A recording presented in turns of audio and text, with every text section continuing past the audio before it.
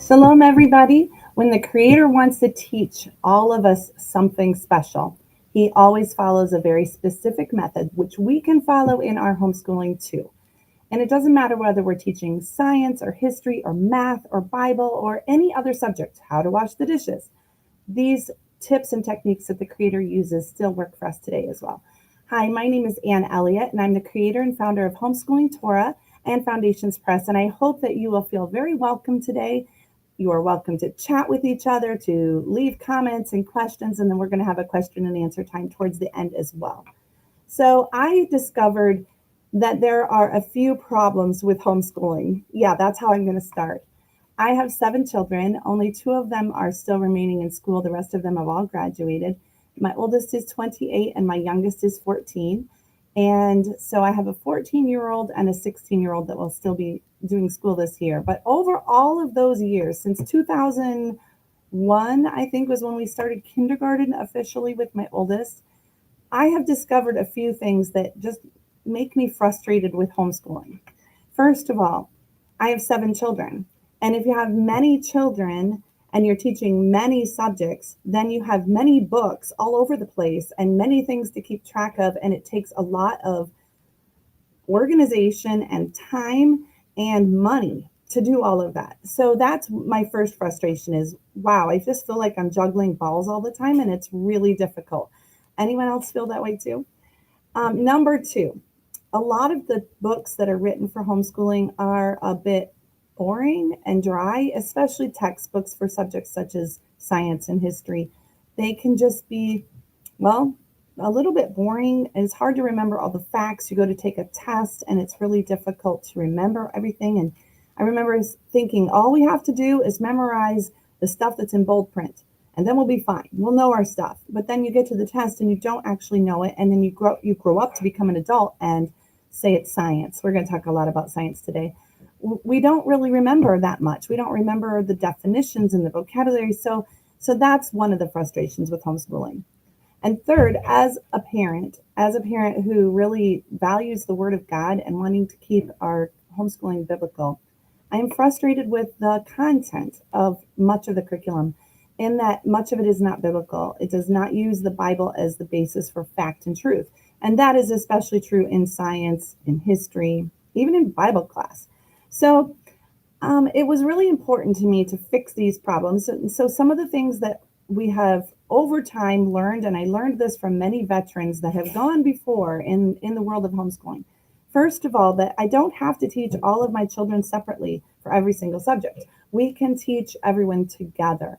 And in our home, we call that Together School, and we try to do Together School for as many subjects across the board as possible. And that has helped. I still sometimes feel like I'm juggling things, but at least we're all juggling together. Secondly, instead of necessarily using only textbooks, we were introduced to a method called notebooking, and that was many years ago. And that's where the kids basically make their own portfolio of sorts of everything that they have learned. And as they compile it into a notebook, it helps them to remember things. And thirdly, wow, to keep things biblical, let's just use the Bible as our primary textbook. Amen. So back in early 2011, so that would have been about 10 years after. Boy, I didn't do the math on that. I'm going to guess my son would have been in 8th or 9th grade, maybe 10th grade. I'd have to figure that out. But my husband and I began studying the book of Deuteronomy every Sabbath. We would just sit down and read through it. And we were looking for a multitude of things. We were trying to find what are the main themes in this book. We were falling in love with the book of Deuteronomy. But as we were studying it and compiling things together into topics, we noticed that there are a lot of parenting tips and methods in the book of Deuteronomy. And also there are a lot of homeschooling tips and techniques. And that was so exciting to find out. So this, I want to give credit. My husband is not here today, but he and I definitely did this study together. And I think he was the first one in our house to say, you know what? We don't use the Charlotte Mason method or unschooling method or classical Christian homeschooling or any other method. We use the hear, learn, keep, do method. And that's what I want to teach you today. I think you'll find some similarities to a lot of other methods too, but the Bible was the original one, right? So I'm going to show you from the book of Deuteronomy, the verse that we first saw this from. And this was in Deuteronomy chapter 5, verse 1. And let me just take off those captions because that'll make it easier to see. So Deuteronomy chapter 5, verse 1 says, Moses called all Israel and said unto them, Hear, O Israel, the statutes and judgments which I speak in your ears this day, that you may learn them and keep them and do them. And so this was the verse right here that my husband used to call it the hear, learn, keep, do method. And I want to use a lot of examples today from science class because science is a great example of how to use these methods. So I'm going to try to keep my examples to science as much as possible, but I want you to realize that you can use this to teach absolutely anything. So we're going to start with the word hear. And again, I'm going to show you that verse. Hear, O Israel, the statutes and judgments which I speak in your ears this day. You would think that the word hear would be fairly obvious. It's the word Shema. Shema, Israel. I want you to hear. But actually that word means to listen with intelligence and to really pay attention. So when we are homeschooling our kids, the first thing when we want to introduce a new set of facts, a new concept, we want to help them pay attention and listen with intelligence.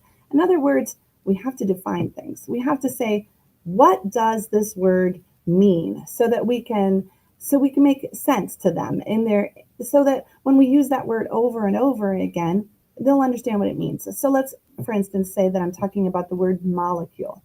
If I don't know what a molecule is, they're not going to know what a molecule is. I don't know what a molecule is. How are we going to continue talking about molecules for a long time if we don't know what the word means? So we start with defining things. And in the Torah, in the first 5 books of the Bible, Genesis, Exodus, Leviticus, Numbers, Deuteronomy, the Father defines what things are. He defines what sin is. He defines what holiness is. He defines what a sacrifice is and what blood is. And he defines what life and why it's valuable, what government is. And he goes on and on. So the Father uses this method with us, and we can use it with our children. So we should always start when we're reading a book to them. Let's say we're on the couch and we're reading, because I like to do school in the living room. And let's say that we're on the couch and we're doing some reading and we want to, we're reading aloud together. I want to pause. And when there comes a word that's kind of big and it's not a word that we generally use in our house, I want to stop and define it. And I don't have to be fancy about this. I don't have to pull out the dictionary every 5 minutes because that can be a pain. I can just substitute the word and put the definition in and quickly define it. So let's say I'm talking about a molecule and I'm reading the sentence and I get to the word molecule. I can say, oh, a molecule is just a very small piece that makes up everything in the universe. And I could just keep going. So another thing that the Father uses in the book of Deuteronomy is a lot of storytelling. Storytelling makes up not just the book of Deuteronomy, but the first 5 books of the Bible we call the Torah. That's not a bunch of laws. A lot of times it's called the law. I don't think that's a very good word. I think it's much better to call it his instruction. And a lot of it is storytelling. He shows and illustrates how to do something by the stories that we read, whether we're reading about Isaac and Rebecca or whoever. And so that helps us to learn how to live. It gives us instruction. So in science, I want to show you a few things real quick. In science, it's really nice to have the definitions kind of incorporated into what we're reading. So in this illustration, what does the word science even mean? Well, the word science comes from the Latin word scientia, pronounced scientia. And the root of this word is scio, and it means to know. In other words, science is a collection of facts or truths that we know. And as I read that to the kids, it helps them to understand. So let's say that we're going in and we're illustrating it more. What is science? What is the scientific method? We can start to give stories. Well, maybe you're on a walk in the woods and you're discovering some footprints in the sand and you want to see, I wonder what animal could have made that. And you start to tell stories, and you might be reading this to your child and you might say, you know what, one time I was on a walk in the woods and that's exactly what happened to us. And we took out our phones and we took a picture of the footprints and we looked it up on an app and we figured out what animal that was. And as parents share their stories from themselves and their growing up years, and also from grandparents and aunts and uncles, or things that we might have read on Facebook, those count as stories. All of those things help to make it congealed, I guess, in the children's brains and in our brains too. It helps us to remember them. So that brings me to my third point, and that is that we want to discuss with our children all day long, every day. This is part of hearing and learning with intelligence. In Deuteronomy 6:4-8, we have the famous passage that says, "Hear," or Shema, O Israel, Yehovah our God, Yehovah is one, and you should love Yehovah your Elohim, or your God, with all your heart, and with all your soul, and with all your strength. And these commandments that I give you today are to be on your heart. Impress them on your children. Talk about them. Here we go. When you sit at home, when you walk along the road, when you lie down, and when you get up. And so this is discussion all day long, every single day. So I've been showing you a few pictures from our new science curriculum. And I want to show you some of the ones where we have the stories and we have the definitions so that we help mom, if she doesn't really remember what the word science actually means, we put those in. Or the word hypothesis, what does it mean? It means to a set of knowledge that has been set down or put down somewhere so that it can be, referred back to. But then as a mom, we want to give her a chance to have discussions every single day with her children. So what are some things that we could discuss? Well, we could open up our Bibles, first of all, and we could see, what does the Bible say about something? Let's look it up and see what it says. And then we could also, let's go online, let's watch a few videos. Let's talk about some scientists that have already studied this. And let's see what they said. And let's talk about it as a family together. And so one of the things I like about Together School, instead of having to separate my children into multitudes of different levels of science and have to keep track of everything that they're learning, and I haven't learned it in 30 years, so I hope I remember it. I like to do it together and have all of these discussions together as a family. I just think it's so much more rich, and it's biblical from Deuteronomy right there. So I did mention something though. In those verses, it said, these commandments that I give you today are to be on your heart, parents. Well, that's great if it's the Bible. I love to study my Bible. And even then it's a challenge sometimes, but we could all study it together. But science, math, okay, how long has it been since you've studied science and math? And yet the teacher needs a firm grasp of information in order to convey it and pass it on to her children. It has to be on her heart first. And that's tricky on some of these homeschooling subjects. And I think that's why some of us as moms are so quick to want to run out and hire a tutor or throw our kids in front of a video all day long because we feel incompetent, that we are not able to teach our own children. And I think that's a shame. I think we should learn and grow along with our children. So one of the things that we try to incorporate in Homeschooling Torah is a way where it's kind of scripted and you can read it together, and you can read it, and as you're reading it, you have the answers and you are the authority, but your children are hearing your voice as their teacher. So you can just read along and find out what the Hebrew words are together and find out, ways to illustrate it and stories that you could show your children what does it mean. I think that the Father in his creation uses many visual aids. I think science of all things is one of the subjects where we can just walk out the back door and see the visual aids everywhere, whether we're studying the waves that he created on the first day of creation, or whether we're studying the sun, moon, and stars, whether we're studying human bodies, animals, nature, doesn't matter. His illustrations are literally everywhere. Visual aids, charts, music, videos, those things all make it come alive and help us to explain things better. Now, one of the other things that we need to remember from the book of Deuteronomy as we are teaching our children to listen with intelligence, we're still on the hear part, is we need to not listen to the gods of other nations, to the false truths that are being brought from other nations, the paganism, the atheism, the evolution. And in fact, in the book of Deuteronomy, it tells us we're to destroy the false gods of the nations and not listen to them at all. One of the cool things about science in particular is that it uses what's called the scientific method. The scientific method requires that 2 or 3 eyewitnesses observe something, write it down, and they get the same result.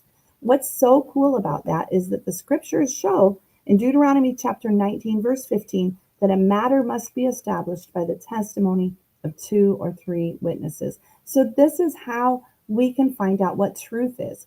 The thing about some of the false gods and some of the pagan beliefs and some of the evolution is that there was no one there to observe it. There were not 2 or 3 witnesses to say, yes, there was a big bang that happened. In fact, we can observe Jehovah's creation and use our intelligence that he gave us, and many people can come up with the same absolute truths, and we can know that it is true. One of the things that we therefore want to teach our kids is how to use the scientific method in everything that they're doing. So we begin every single level of our science at Homeschooling Torah with the scientific method, reviewing it and then using it throughout the year. Basically, we want to get our children with this learning with intelligence to get to some higher level learning. We want them to learn how to compare and contrast, how to analyze, how to evaluate, how to say, you know what, let's make a judgment on this. Is this accurate? We can use a judgment and learn to use the mind that the Father created us with. We also can learn to prioritize information. This information is more important than that information, or that can't be right because we've already learned these other facts. These are higher level skills. High school, college, higher level, even into doctorate. That's what they do. If you study out, how does a master's degree student learn? They aren't memorizing facts and having flashcards. No, they're doing higher level thinking. They're analyzing, they're comparing and contrasting. They're saying, I do not believe that this is an accurate fact. And then they're writing it down. And so those are the things that we want our children to learn to do from a young age. And they can do that when they're using the Bible as their primary textbook. So that was the first one here, learning with intelligence. Let's also look at the second word here, learn. And this is the Hebrew word lamad. And this word is so fun. It means to goad something. Like, what does it mean to goad? Well, I don't know how many of you are farmers or have animals that you are regularly have contact with, but I want to show you a short video from a farmer who has two oxen that are tied together in a yoke, and he's going to goad them. This is a very short video. I got this off of YouTube, and I would love it if you guys paid attention to some parenting and teaching techniques. And when we get back from the video, I'm going to ask you what you saw. So pay attention to that. To tell you the third thing that we use to drive oxen.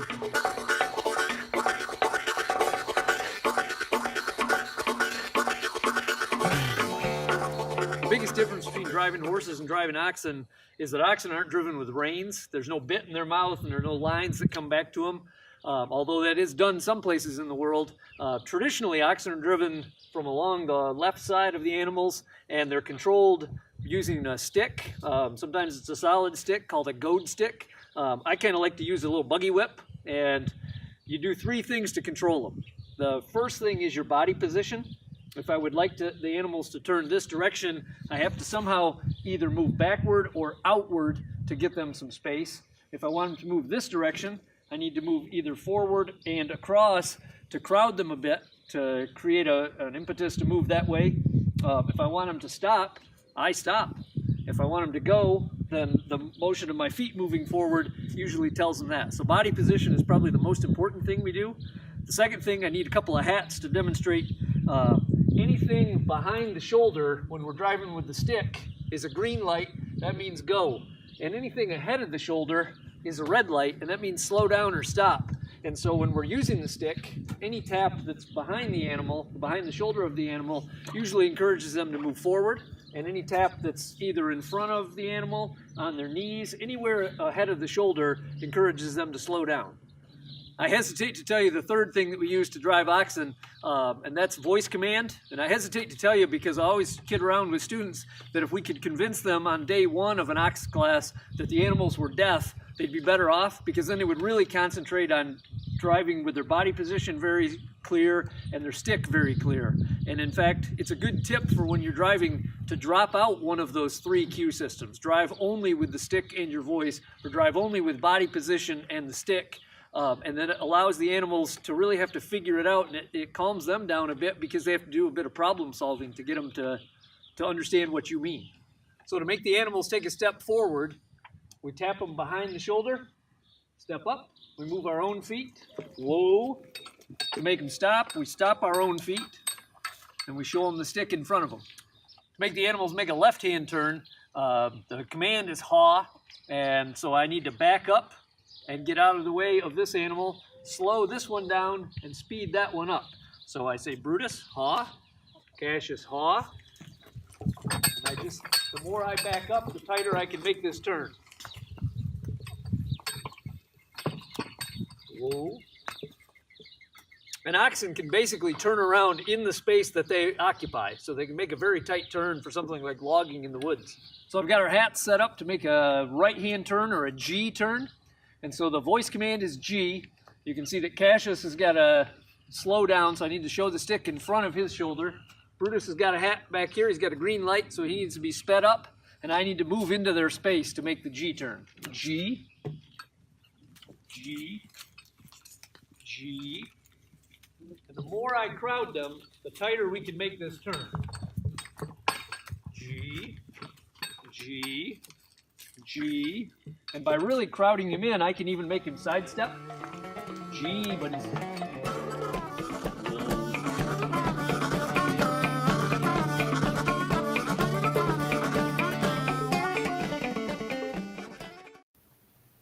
Isn't that impressive? So that man controls those huge animals with just his body position, with his voice, with just a simple, well, he just uses the little stick with, it's a whip, but he's not whipping them. He's just tapping them gently, and they know exactly where to go. They've obviously had a ton of practice. The word learn or lamad basically means to practice, to remind, to do it over and over and over again so that everybody knows exactly what to do. I think that's so cool. So this is where teaching takes a teacher. This is where mom or dad or whoever is teaching the children, grandma, grandpa, they are the ones who have to reinforce, practice, remind. If you go into the New Testament or the apostolic scriptures, it says to exhort one another, and it's the same word. So it just means to gently remind. Did you notice his voice was so soft? He was not yelling at them. He wasn't whacking them. He had practiced it enough that those cows knew exactly what to do. So this is where teaching takes a teacher, and where mom, if you're going to improve as a teacher, you're going to have practice too. Don't expect you're going to have it down the very first day of homeschooling and that your children are going to know exactly what to do and your house is going to be perfectly run. It's going to take practice. And I think just thinking about how long it took him to teach those cows and to gently goad them helps me have a little bit of patience with myself and know that, you know what, we're not going to have this down. We're going to have to tweak our schedule. We're going to have to figure it out. But over time, repetitively doing it, day after day after day after day, consistently, always doing it the same, our children are going to learn, and so are we. So while the video was going, my alarm went off. And I had told my staff that this alarm was something special. So if we can pause the video for just 1 second, I want to give away a freebie, a prize to those of you who came live, because you can watch this later, but some of you made the effort to show up. So I have, since we've been talking about science today, I have 3 beautiful Usborne books: Illustrated Dictionary of Biology, the Illustrated Dictionary of Physics, and the Illustrated Dictionary of Chemistry, that we are going to be mailing to one of you who is here live, just to say thank you for coming live to this event. So one of my staff is going to let me know in just a second who the winner is. She's going through, she has a randomizer to take all your names.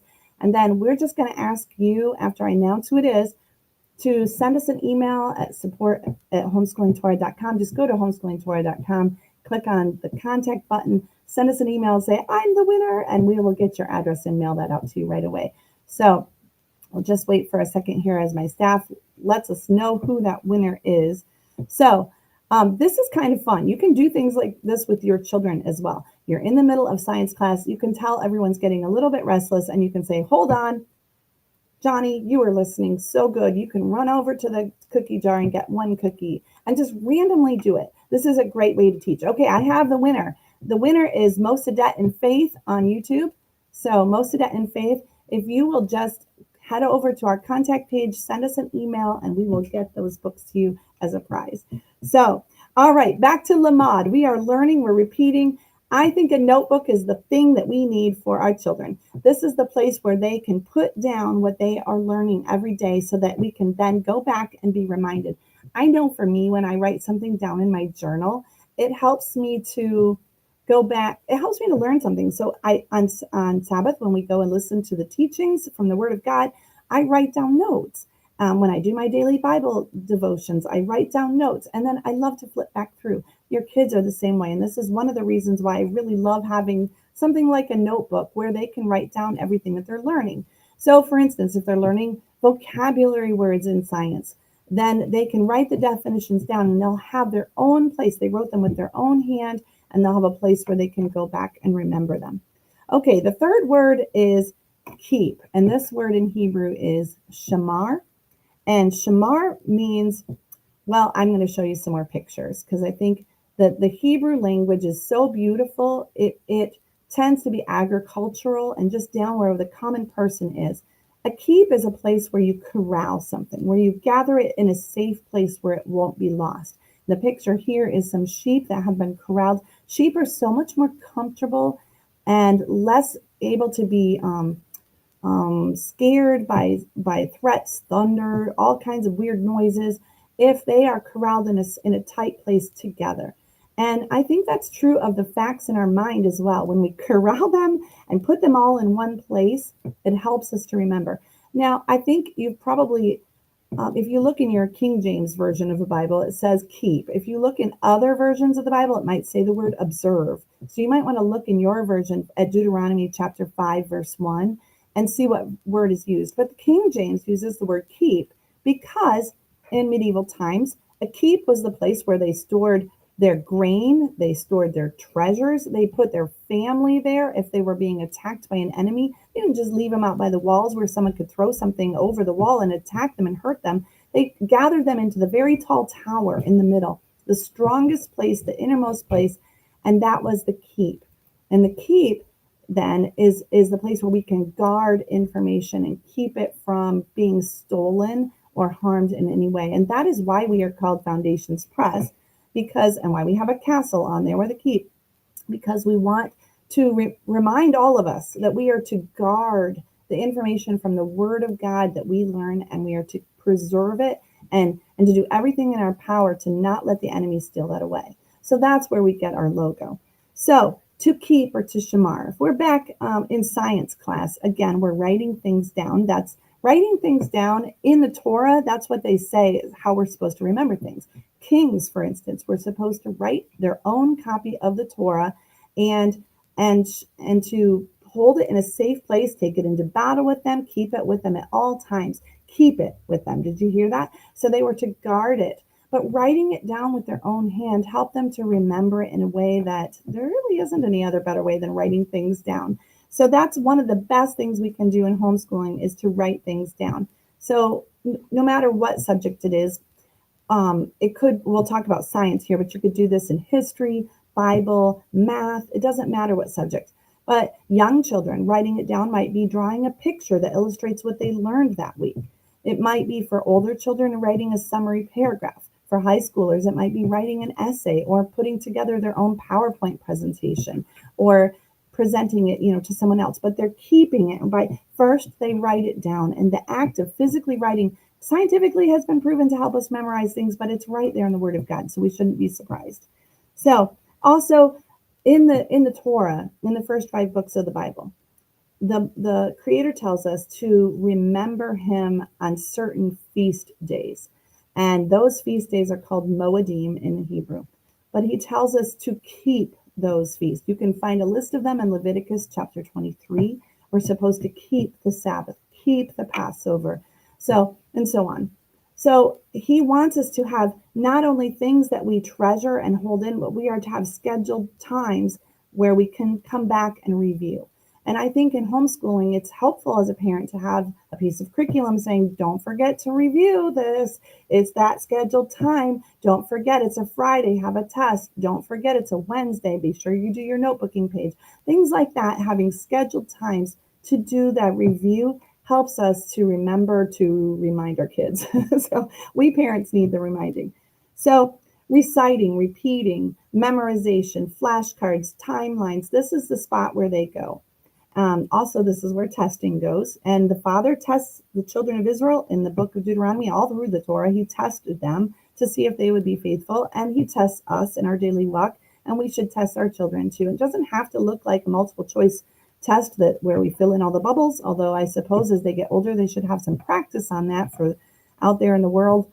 But that isn't really what it has to look like in a homeschool environment. In a homeschool environment, a test could be, well, okay, we're starting science class today. Let me go around the table. I'm going to go through the vocabulary words. I want everyone to tell me the vocabulary definition as I say the word. Or do you remember the timeline date for this in history? And that just testing them. It doesn't have to look as official as it might look in a public school setting. It can be much more gentle. And in fact, I recommend that. But it is good to remember to do this. Lastly, the hear, learn, keep, do. And the word do is asa, and it means exactly that. It's not highfalutin, it just means to do. It means a change in behavior, an action, okay? So this in science class would be an application to daily life. This is where we do things like science experiments to see if we can take all the concepts that we've been learning and we take some various supplies from around the house. So maybe we need some, in this one here, we need some lemon juice, we need some cotton swabs, we need small little cups, we need some baking cocoa, we need some salt and some honey. So just simple things that we go out and we actually apply this to a real life situation, and then we discuss it some more. See, these hear, learn, keep, do aren't necessarily always defined like this. We just rotate around among them. We're, 1 second we're doing the hear and we're teaching something new, and then we're reviewing it and lots of discussion, and then we're applying it some more. This is also where we solve simple problems, complex problems. We apply science to math, or apply math to science. We apply science to what maybe dad is building out in the garage, or maybe the thing that we're observing when we're out on the boat on the lake. We apply science to out in the garden as we're growing things. Science really is not supposed to stay in a textbook. It's supposed to go out into our real world lives and be applied. And that's how we know that we've actually really learned it, because we heard it, we learned it, we kept it, and now we're going to really do it. So one of the things that in as we do in science particularly, you're going to have to learn how to make a educated guess, we used to call it, or a hypothesis, and say, I wonder what would happen if. And then you take all of the information that you've been learning about science that week and you apply it to that particular problem. And you all make a guess. You say, okay, I think this is what's going to happen. And I hope homeschool families will really do this and not just run to do the experiment, but actually take a moment to talk to each other around the table, write their hypotheses down, and say, I think this is what's going to happen. And then go out in the kitchen and try it, or go watch the YouTube video, see what happens, and then come back together and discuss it. So that helps us to really apply it in the most effective way when we solve problems. Think about yourself as an adult.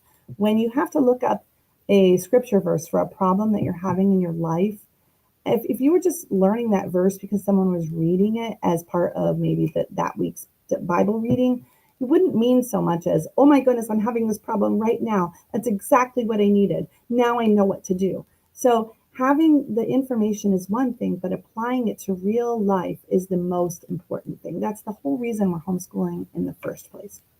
So there are some hurdles to the hear, learn, keep, do method.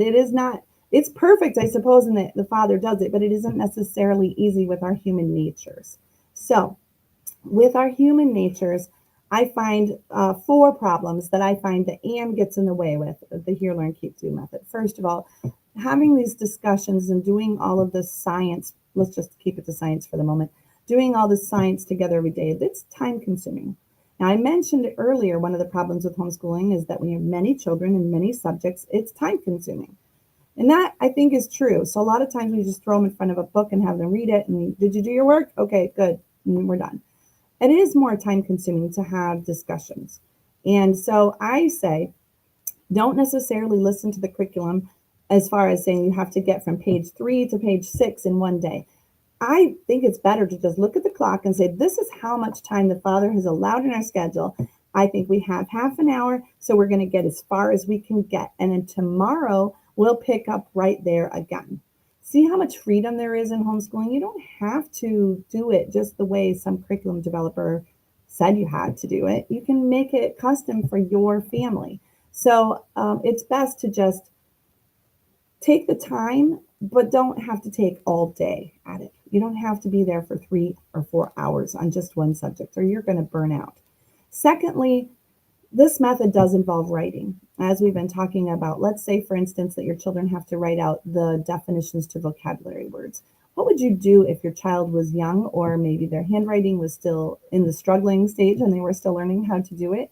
Or maybe they didn't know how to spell all the words. Or maybe you had a high school student who was writing everything out and now they have to wait for the younger children to write out their answers because we're all learning together, right? So one of the things you can do as mom is, first of all, shorten those definitions down as short as possible. Let's do it like the real world. You don't use long definitions when you define something, right? When you're just having a discussion with your husband and your husband says, "What's that?" You just quickly say what the answer is and keep going. So same for you. Try to shorten the definitions way down until there's less writing. Secondly, when your children are younger, you can write it for them. They can say it to you. That's called narration. And then you write the answers down. So that's a great way to make the writing a little bit less. And then to kind of exercise. Remember those cows and how they had learned over time exactly how to turn in a circle, working together as a team? Well, our bodies have to do the same thing when we're writing. It takes a lot of muscle and brain power to write and to write legibly. And then on top of that, to think how to spell, to think how to form cursive letters or whatever we're writing with. And it just takes a lot of work. So be patient with your children, but continue to exercise them day after day. Continue to do more writing. And by the time they're in high school, they'll be so used to writing that they won't even notice that they're doing it so much. Number 3, one of the hurdles, I think, to this method is that you have to move around the house, especially in science. You have to find the materials, you have to watch the videos, you have to have the discussion. And sometimes me, as a mom, I just want to sit in my chair and drink my coffee. This is a lot of work. Science, one of the things that we learn in science is momentum, that an object in motion stays in motion and an object at rest stays at rest. And one little tip I have found for myself, maybe I'll make it 2 tips. First of all, I set alarms on my phone saying, this is time to do school with the kids. Get off your bottom and get over to the table and teach your children. You can do it. That's called self-control, frankly, but alarms on my phone help. Secondly, it helps me a lot to stand up when I teach my kids. I know they're my kids, but if they're at the table, maybe not when we're reading a book together, but if we're having those discussions, I like to stand up and walk around, because an object in motion stays in motion, and an object at rest doesn't want to have to go find some Q-tips to do a science project. So it helps me a lot to walk around.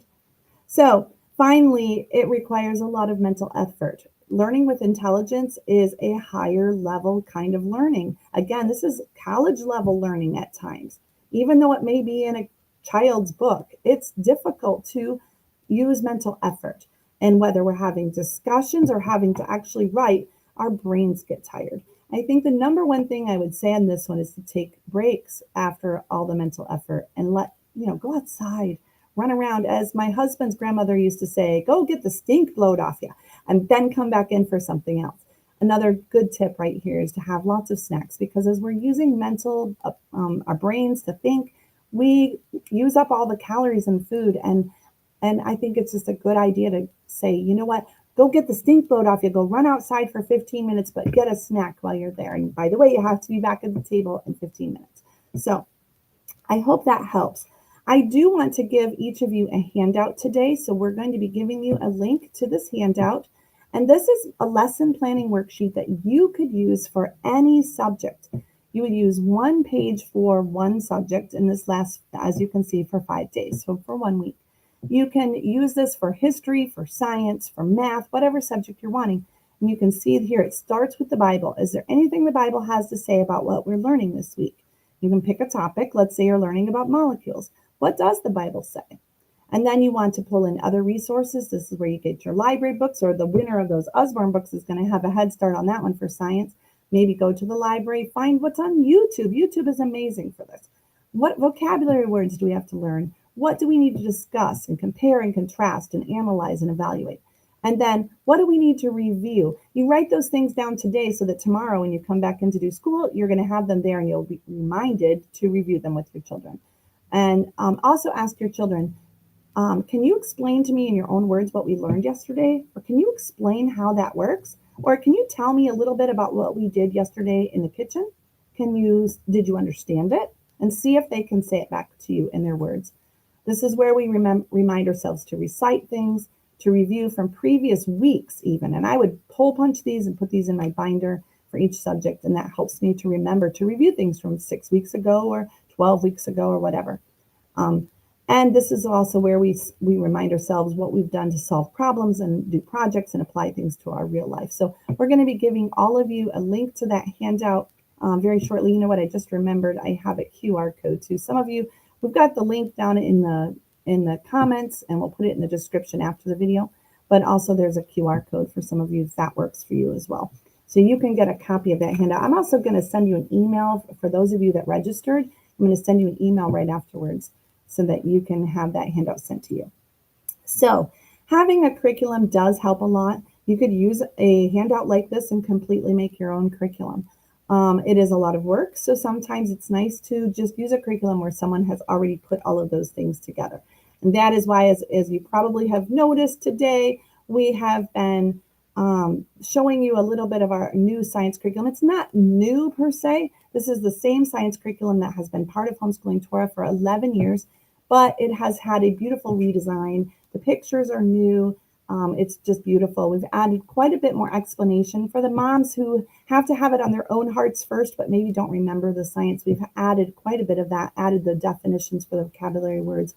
And all of this will be available very shortly to our Homeschooling Torah members as well. But if you just want the science book in print and that's all you're looking for, the science book and the notebook are now available at homeschoolingtorah.com. They will be shipping. They're getting ready at the printer now. They will be shipping by July 29th is what we're estimating. So they are available. So, however, an even better deal that I just want to let all of you know about, and then we're going to go to some questions, is our annual membership to Homeschooling Torah is on sale starting right now and going for an entire week. So this sale, it shaves $80 off the price, and that takes it from $479 down to $399. Now, why is that such a great deal? I'm going to share my screen real quick, and hopefully I know how to do this. If you go to homeschoolingtorah.com, yes, you can go to the new store that we have. It's right here at the top, or you can scroll down on the page and get to the store here, down here towards the bottom. Want printed books? Yes, you can go to the store, and you can get the science curriculum or any of the other subjects that we have available. Or if you don't have the money to buy each of those or individually, or we don't have all of the books in print, you can join Homeschooling Torah, and the price this week being for only $3.99. And what does that look like? Let me show you inside what my membership looks like. So we have all of these subjects. We have Torah from the entire Torah that you can do with your children, the rest of the Old Testament, the rest of the New Testament, and then a younger version, Foundations 1. You can do it with older children too, but it's just a little bit simpler version through the entire Old Testament. You have all of history, geography, ancient history, all the way up into modern times in American history, government and economics for high school students. Science, we have the new books coming out for grade 1, but we also have more science continuing on, and we're going to, these customers always get the newest, the things that we are writing right now. Language arts for everyone from K all the way through 12th grade. Especially love our high school classes that we've been doing, where they can take speech and literature and writing and grammar as a group together. We have math for all the way through 8th grade, and electives including PE and art and life skills and music and typing and lots of Hebrew, more Hebrew coming this summer. Lots of other things in here, including a full preschool curriculum. So, and that everything, that alone is a $59 value. So the Homeschooling Torah membership, you do have to print it yourself, but you're saving just tons of money. And that same handout that I showed you guys, I usually put three-hole punch it. I put it in my binder, and I put all of my Homeschooling Torah lessons in my binder, keep everything together handy, and then I just open it and start homeschooling every day. And it's very easy to do. So other curriculum that is coming soon this summer, we have math coming by mid-August, math K through 7 in printed books. And so that will be exciting. We'll be having entirely new levels for those of you that have been using Homeschooling Torah in the past, and you know you had to repeat kindergarten twice and you repeated 2nd grade twice and so on. They will be all levels for everyone from K through 7th grade at least. So that will be coming mid-August. Word Power for second and third grade, and Word Power for Hebrew is coming this summer as well. And we'll see what else can happen, but at least those will be there. So I want to take any questions, but I just want to remind you again that sale on the Homeschooling Torah membership is only available until July 2nd at midnight. And that's midnight Eastern time for those of you that are other places in the world. So pay attention to your time zones, because I will be turning the sale off before I go to bed next Tuesday night. So, all right, my staff has been letting me know there are some questions. So I'm going to real quick peek through those and see if there's anything I can do to help you out. So, are the new planners available for sale? Yes, they are. And I think the staff probably already answered that. Can I show everyone? My planner is here. So yes, if you need a planner, that's definitely available on the store. And then, is notebooking done for each subject every day? Someone was asking. So especially the Together School subjects, and no, not necessarily every day, because that might get pretty intensive, but at least once a week in every subject, and oftentimes 2 or 3 times a week. So for those of our Homeschooling Torah subjects that have a notebook, such as our Torah, Foundations of Torah has a journal that's already made up. Our science now does, and our history, it's really easy to make one. We tell you exactly what to keep track of in a notebook.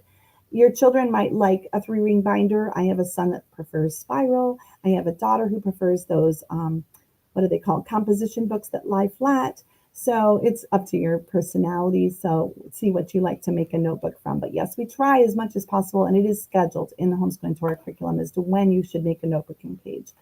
So, and we do have a ton of blog posts on how to notebook. So if you go to homeschoolingtorah.com, go up to the menu at the top and click the blog, and you'll find lots of help for notebooking.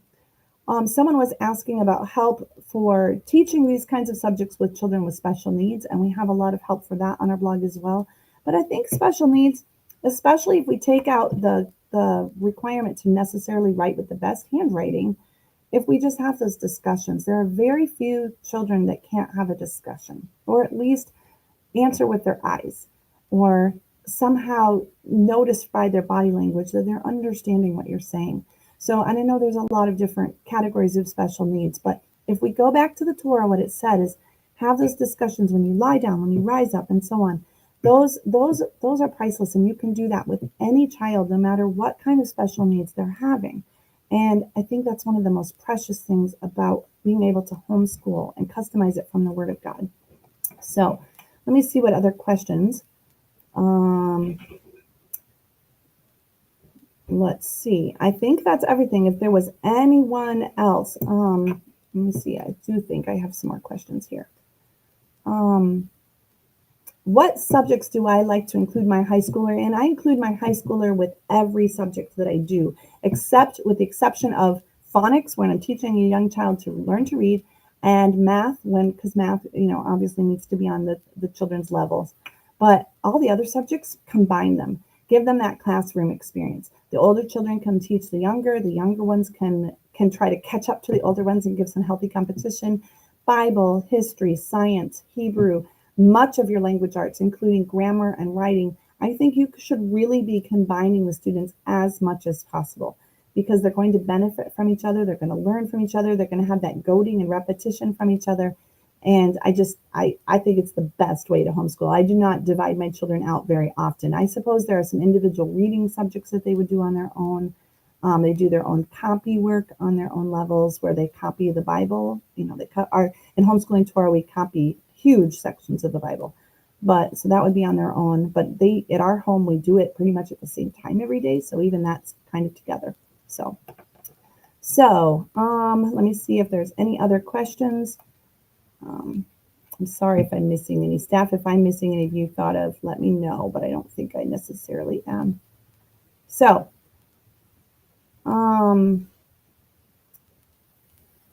let's see. I think that's everything. If I missed something and you really do have a question that you would like to have answered, you are welcome to contact us through homeschoolingtorah.com. Go to the contact page or the support page, and we would be so happy to help you out. So that would be our privilege and help. I just saw a question come in. Is the program available only in English? Yes. with a caveat, we have a translator working right now. I don't think it will be available for fall. We'll be producing one book at a time in Spanish. We're going to be starting with the Bible curriculum. So in fact, the first book that's coming up is Biblical Feasts, and that will be in Spanish, and then we'll be going to Foundations of Torah and so on.